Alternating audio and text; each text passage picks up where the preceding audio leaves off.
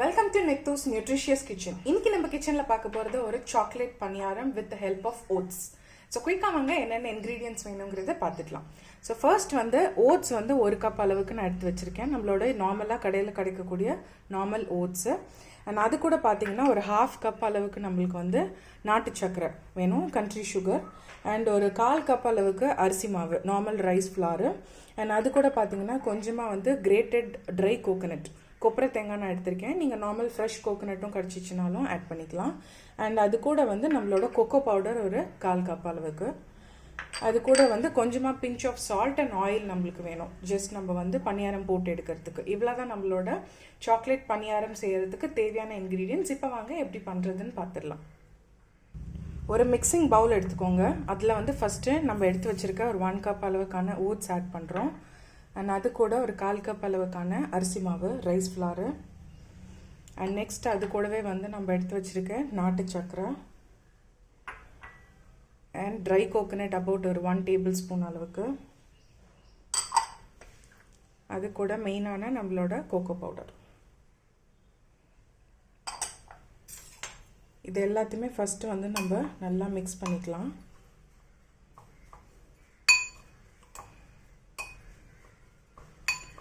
இதை நல்லா மிக்ஸ் பண்ணிகிட்டே இருக்கும் போதே ஒரு பிஞ்ச் அளவுக்கான சால்ட் ஆட் பண்ணுறேன்.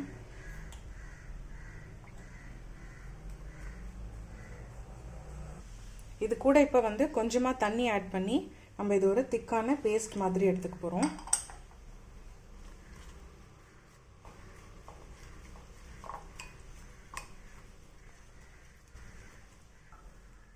இந்த மாதிரி கன்சிஸ்டன்சி வர வரைக்கும் நம்மளோட இந்த சாக்லேட் பணியாரத்துக்கான பேஸ் நம்ம ரெடி பண்ணிட்டோம். ஸோ இப்போ இதை வந்து நம்ம பணியார கல்லில் போட்டு எடுத்தோம்னா நம்மளோட சாக்லேட் பணியாரம் ரெடி. ஸோ இங்கே பணியார கல் வந்து நம்மளுக்கு ரெடியாக இருக்குது.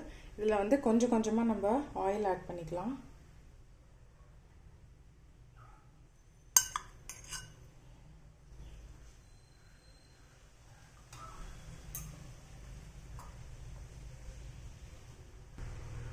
இப்போ பேன் நல்லா சூடாகிடுச்சு. இதில் வந்து நம்மளோட சாக்லேட் பணியாரம் பேட்டரை போட போகிறோம்.